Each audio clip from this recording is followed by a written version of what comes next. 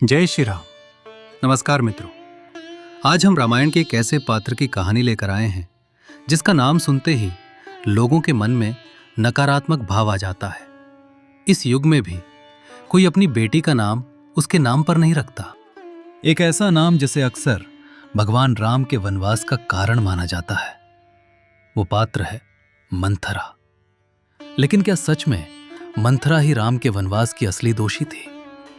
क्या वो केवल एक षड्यंत्रकारी दासी थी या फिर वो भगवान की उस महान लीला का एक साधन थी जिसके बिना रामायण की कथा अधूरी रह जाती?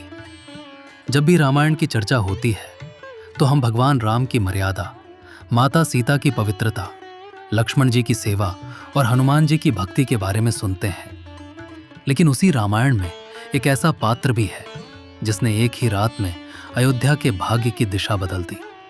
वही मंथरा, जो रानी कैकेयी की दासी थी, लेकिन केवल दासी नहीं बल्कि उनकी सबसे विश्वास पात्र सलाहकार भी थी।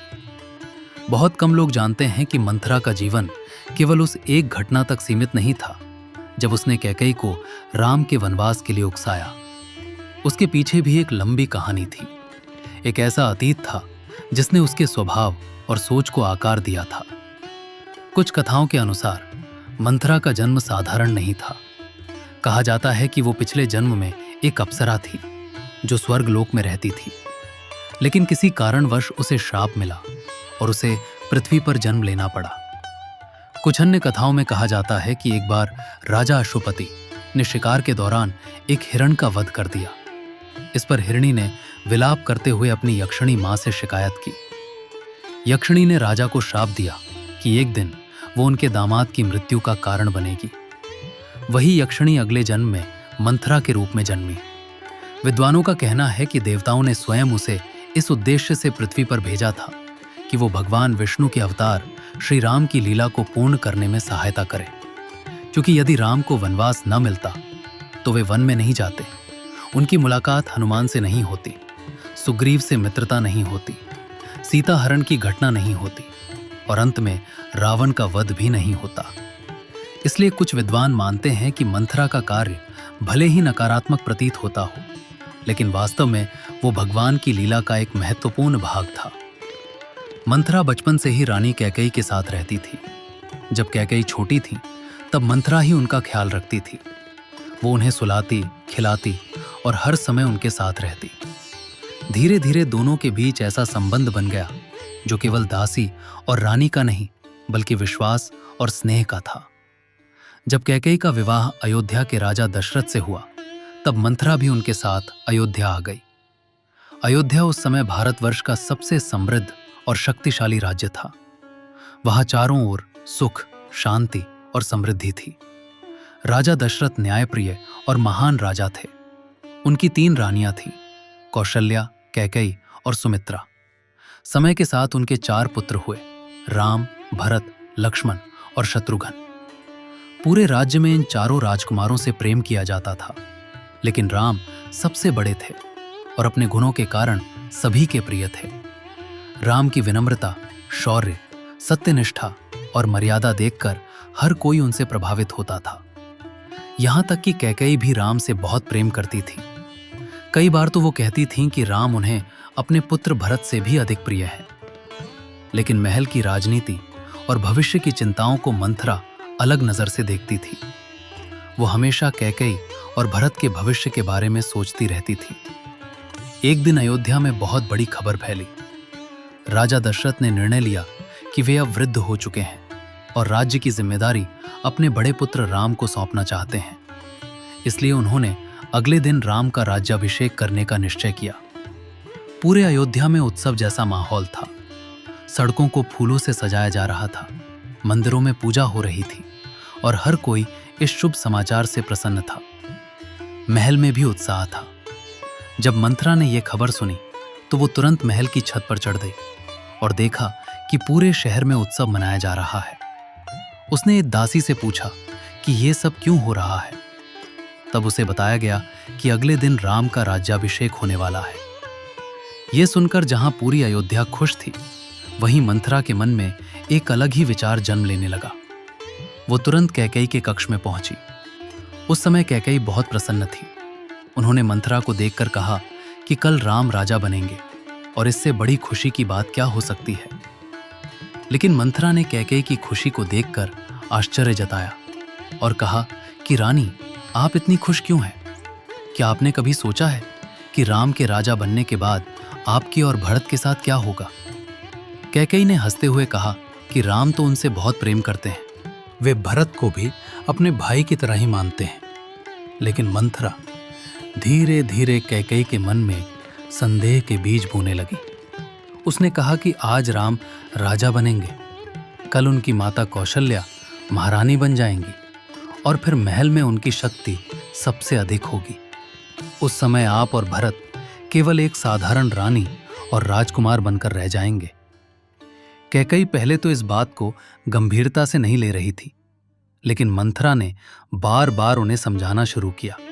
उसने कहा कि महल की राजनीति में भावनाओं से ज्यादा शक्ति और अधिकार मायने रखते हैं। अगर राम राजा बन गए तो भरत के लिए भविष्य में कोई स्थान नहीं बचेगा। धीरे धीरे मंथरा की बातें कैकेयी के मन में असर करने लगी। तभी मंथरा को एक महत्वपूर्ण घटना याद आई। उसने कैकेयी को याद दिलाया कि एक बार युद्ध के समय कैकेयी ने राजा दशरथ की जान बचाई थी। उस समय प्रसन्न होकर राजा दशरथ ने उन्हें 2 वरदान देने का वचन दिया था। मंथरा ने कहा कि यही समय है उन वरदानों का उपयोग करने का। कैकेयी ने पूछा कि उन्हें क्या मांगना चाहिए। तब मंथरा ने कहा कि पहला वरदान ये होना चाहिए कि भरत को अयोध्या का राजा बनाया जाए और दूसरा वरदान ये कि राम को 14 वर्षों के लिए वनवास भेज दिया जाए। ये सुनकर कैकेयी चौंक गईं। उन्होंने कहा कि वो राम से बहुत प्रेम करती हैं और ऐसा कभी नहीं कर सकती। लेकिन मंथरा ने उन्हें लगातार समझाया और उनके मन में ये भय पैदा कर दिया कि अगर उन्होंने अभी कुछ नहीं किया तो भविष्य में भरत के लिए सब कुछ खो जाएगा। अंततः कैकेयी मंथरा की बातों में आ गईं और उन्होंने वही करने का निश्चय किया जो मंथरा ने कहा था।